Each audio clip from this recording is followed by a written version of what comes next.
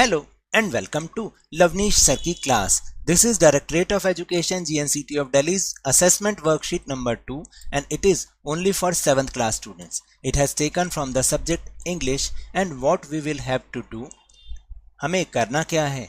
हमें करना है, देखिए यहाँ पर आपको एक असेसमेंट दे रखा है जिसमें सारे आपको क्वेश्चन के मार्क्स भी दे रखे हैं और जो सबसे पहला क्वेश्चन है वो है अनसीन पैसेज।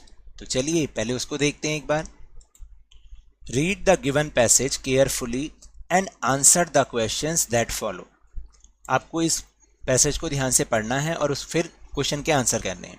तो पैराग्राफ जो है, ये पैसेज है, इसका टाइटल है वेयर डिड आइसक्रीम ओरिजिनेट, यानी आइसक्रीम कहाँ से उसका ओरिजिन हुआ, कहाँ से वो शुरुआत उसकी हुई। 50 ईयर अगो, 50 साल पहले, people eat ice cream only in the summer, लोग केवल गर्मियों में ही आइसक्रीम खाते थे। Now it is eaten all the year round, अब इसको पूरे साल खाया जाता है। It originated in the orient, orient का मतलब होता है जैसे देखिए पूर्वी देश भी होता है।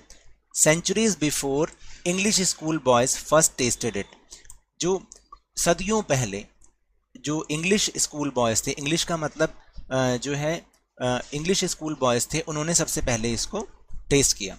Marco Polo saw people eating it there and brought back the idea to Italy. Marco Polo ने इसको देखा कि लोग इसको खा रहे हैं और वो इस आइडिया को इटली लेकर आया। From Italy the idea was carried to France, Italy से ये आइडिया फ्रांस पहुंचा। It became very popular with the rich in France, France में ये जो अमीर लोग थे उनमें ये बहुत पॉपुलर हुई। And an effort was even made to keep the recipes a secret from the common people, और इस बात की कोशिश भी की गई कि इसकी जो रेसिपी है उसको सीक्रेट रखा जाए, किससे, जो कॉमन आम लोग हैं उनसे। तो इसका मतलब रिच लोग नहीं चाहते थे कि आम लोगों तक ये भी आइडिया पहुंचे और वो भी आइसक्रीम वगैरह खाएं या आइसक्रीम जैसी किसी चीज़ के बारे में उनको मालूम हो। But of course they soon learned about his delicious new food and ice cream became popular with everyone. लेकिन जल्दी ही ये इस डिलीशियस नए फूड और इस आइसक्रीम जो है वो बहुत पॉपुलर हो गई हर एक के बीच में। Soon it spread all over the world, और जल्दी ये पूरी दुनिया में भी फैल गया ये idea. The first factory to manufacture ice cream was started in Baltimore. देखिए जो सबसे पहली फैक्ट्री लगी मैन्युफैक्चरिंग आइसक्रीम की, जो मैन्युफैक्चरिंग फैक्ट्री थी वो कहाँ पर लगी? बाल्टीमोर में। मैरीलैंड, जो कि मैरीलैंड में है, इन 1851 में सबसे पहले बाल्टीमोर मैरीलैंड में आइसक्रीम की फैक्ट्री लगी। However, the real development of ice cream and the ice cream business did not take place until after 1900 with new development in refrigeration. देखिए हालांकि 1851 में ये फैक्ट्री लग गई थी, लेकिन जो सही जो एक इंक्रीजमेंट होती है, एक प्रोग्रेस होती है, वो 1900 सन तक नहीं हुई, क्योंकि तब तक कोई रेफ्रिजरेशन करने में कोई लोगों को पता नहीं था, उसकी टेक्नोलॉजी नहीं थी। फिर जब नई टेक्नोलॉजी आई रेफ्रिजरेशन की, तब इसके बाद ये इंक्रीज होना शुरू हो गया। When you eat an ice cream you are getting about as much calcium, protein and vitamin B as are in half a cup of whole milk. देखिए जब आप एक आइसक्रीम खाते हैं ना, तो साथ साथ आप बहुत सारी चीज़ें भी लेते हैं, मिनरल्स लेते हैं, विटामिन लेते हैं, जैसे कैल्शियम, प्रोटीन और विटामिन बी, जो कि आपको एक आधा कप दूध से मिलता है, वही चीज़ आपको एक आइसक्रीम से भी मिल जाता है। And as much vitamin A and calories are in 1 cup of milk, और जितना एक कप मिल्क में आपको विटामिन ए और कैलोरीज मिलती है ना, उतनी ही आपको आइसक्रीम खाने से मिल जाती है। अब इसके क्वेश्चन आंसर्स देखते हैं। First question is in which season was ice cream eaten earlier, पहले किस सीजन में आइसक्रीम को खाया जाता था? Ice cream was eaten earlier in only in summer, केवल गर्मियों में खाया जाता था। Where did ice cream originate? It originated in the orient, centuries before English school boys was first tested it. फिर इसके बाद है why did the manufacture of ice cream increase after 1900, 1900 के बाद, सन 1900 के बाद आइसक्रीम का जो मैन्युफैक्चर था वो जल्दी से क्यों बढ़ा? The manufacture of ice cream increased after 1990 नहीं है, 1900 है, with new development in refrigeration, यानी जब रेफ्रिजरेशन की तकनीक आई, जमाने की तकनीक आई, उसके बाद ये बढ़ा।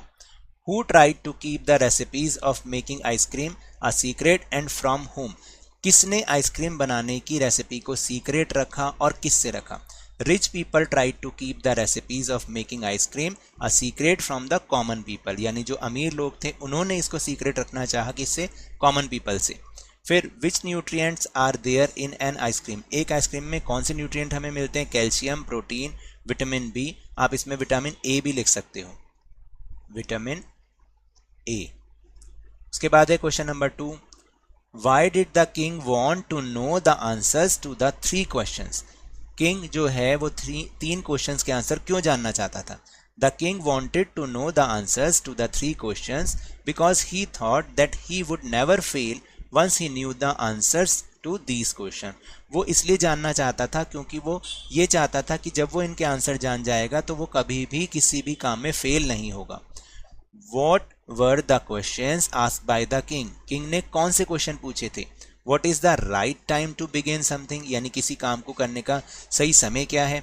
Which people should he listen to, उसे किन लोगों को सुनना चाहिए, किन लोगों की बात सुननी चाहिए। And what is the most important thing for him to do, और उसके लिए क्या सबसे ज़रूरी चीज़ है जो उसको करनी चाहिए। Now question number 3, the poem The Squirrel is written by, यानी किसने इस पोएम को लिखा है, स्क्वेल पोएम को। Answer is Mildred Bowers Armstrong. And last question is who is he in the poem the स्क्वेल, the स्क्वेल poem में ही कौन है, तो आंसर इज द पोइट, यानी पोइट खुद, क्योंकि वो डिस्क्रिप्शन कर रहा था ना स्क्वेल का। इसके बाद है question number 3, choose the correct option to fill the blanks, 1 marks का है ये।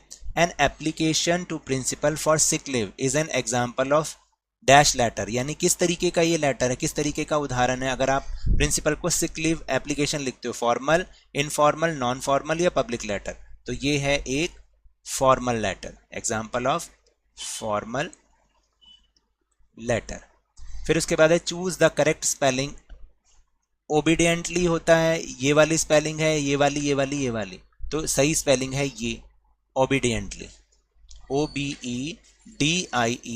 OBEDIENTLY, obediently. Now the next question, question number 4, filling the blanks using the appropriate article, आपको आर्टिकल से इसको पूरा करना है। आर्टिकल जानते हैं ना क्या होते हैं, ए या फिर एन, ठीक है, और द भी होता है।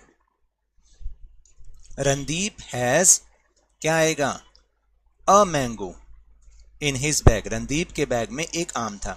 ही इज, अब यहाँ पर ए आएगा या एन आएगा, ही इज एन आएगा बेटा, क्योंकि ये है तो कॉन्सोनेंट लेकिन इसकी साउंड जो है वो वॉवल से होती है, एम, ई एम, एम, ठीक है, इसलिए हमने यहाँ पर एन लगाया। He is an MA in history.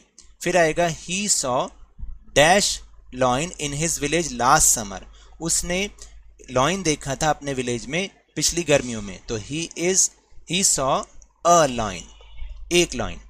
फिर इसके बाद है he is dash honest boy, तो देखो ये भी कॉन्सोनेंट से शुरू हो रहा है लेकिन साउंड किसकी आएगी, वॉवल की आएगी, honest. He is an honest boy, ठीक है। और he bought a red umbrella for his grand mother, और उसने अपनी ग्रैंड मदर के लिए रेड अम्ब्रेला खरीदा। तो इस तरीके से हमें इसको करना है। So now that's all for this worksheet. अगर मेरे इस तरह समझाने से अब आपको समझ में आने लगा है तो इस चैनल और वीडियो को खूब लाइक दीजिए, शेयर कीजिए, सब्सक्राइब कीजिए, और जो नए लोग हैं, नए व्यूअर्स हैं, वो इसको ज़रूर सब्सक्राइब करें, और जल्दी से जल्दी अपने इस चैनल लवनीश सर की क्लास के सब्सक्राइबर्स को जल्दी बढ़ा दें। तो मिलते हैं नेक्स्ट वीडियो में, तब तक के लिए थैंक यू वेरी मच।